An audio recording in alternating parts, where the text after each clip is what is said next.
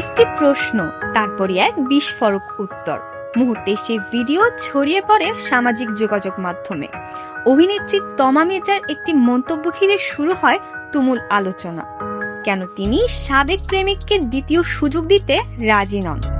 সম্প্রতি এক সাক্ষাৎকারে তমাকে প্রশ্ন করা হয়, সম্পর্ক ভেঙে যাওয়ার পর কোনো সাবেক প্রেমিককে আবার ফিরিয়ে আনার চেষ্টা তিনি কখনো করেছেন কিনা। জবাবে বিন্দুমাত্র দ্বিধা না রেখে তিনি বলেন, প্রশ্নই ওঠে না, যে চলে গেছে সে চলে গেছে।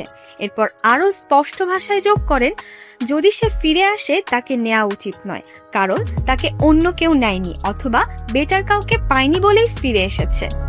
এই মন্তব্য প্রকাশ্যে আসতেই তা ভাইরাল হয়ে যায়। ফেসবুক, টিকটক সহ বিভিন্ন প্ল্যাটফর্মে শুরু হয় তুমুল আলোচনা। কেউ তমার বক্তব্যকে আত্মসম্মানের প্রতীক হিসেবে দেখছেন, আবার কেউ বলছেন সব সম্পর্কের বাস্তবতা এক নয়।